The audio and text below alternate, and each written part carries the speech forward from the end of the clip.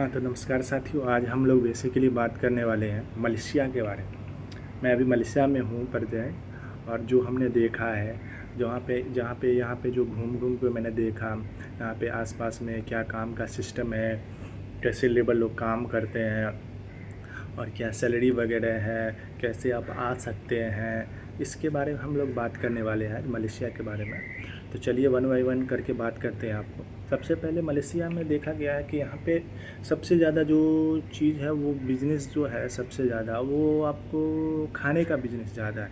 Restaurant ज़्यादा है, hotel ज़्यादा है, क्योंकि यहाँ का जो सिस्टम है, जो आपको फैमिली वगैरह रहते हैं, वो फैमिली वगैरह आपको हस्बैंड भी काम करते हैं, वाइफ भी काम करते हैं, दोनों काम करते हैं। तो वो दोनों जो काम करते हैं, तो खाना कौन आदमी बनाएगा? तो खाना आपको ज़्यादातर वो लोग होटल बाहर में ही खाते हैं। तो इसके लिए आपको यहाँ पे होटल और रेस्टोरेंट का बिजनेस सबसे ज़्यादा है। तो सबसे ज़्यादा आदमी जो काम करते हैं, जो बाहर से आदमी आके काम करते हैं, वो आपको होटल रेस्टोरेंट में ही काम करते हुए नज़र आएंगे।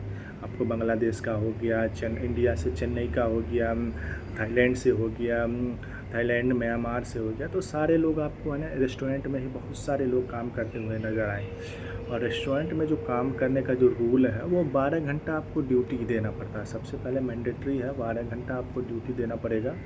और उसके बाद आपको 12 घंटा काम रहता है। ये नहीं कि आपको बैठना है या आपको कुछ देर के लिए लंच टाइम मिलेगा, कुछ देर के लिए टी टाइम मिलेगा, वो सब कुछ नहीं है। आप करते रहिए काम। कस्टमर नहीं है तो थोड़ा सा खा लीजिए। अगर कस्टमर आ गया बीच में, तो खाते खाते आप खाना छोड़ के उठ जाइए, पहले उसको देखिए।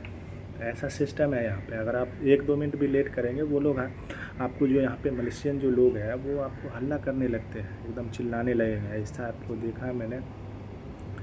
तो मैंने खुद काम किया रेस्टोरेंट में, तो इसके लिए मैंने आपको बताया, मुझे जानकारी है, तो मैंने देखा है, इसके लिए मैंने आपको बताया।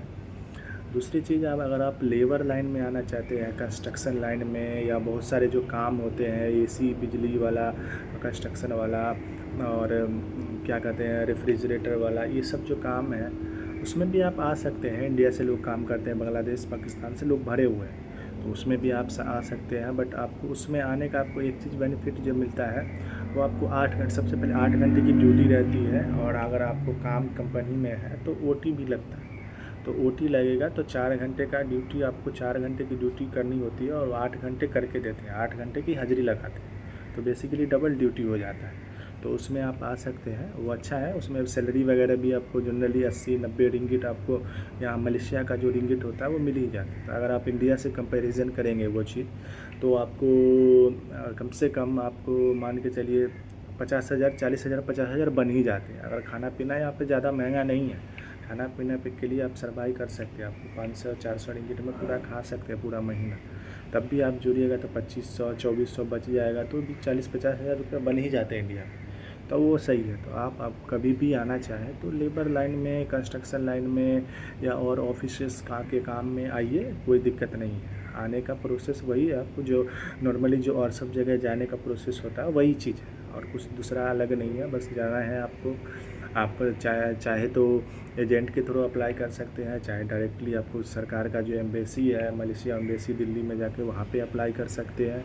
तो कैसे भी आ सकते हैं, बस आपको मेडिकल फ़िट रहना होता है। मेडिकल फ़िट रहेंगे तो आ जाएंगे, ठीक है।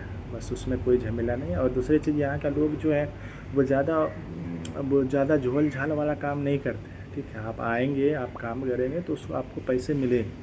ऐसा नहीं है काम करा लिया पैसा नहीं दिया, जैसे आपको इंडिया में होता है, अपने इंडिया में होता है आजकल, वो गल्फ़ कंट्री में भी हो गया है। तो वैसा यहाँ पे इधर में नहीं है।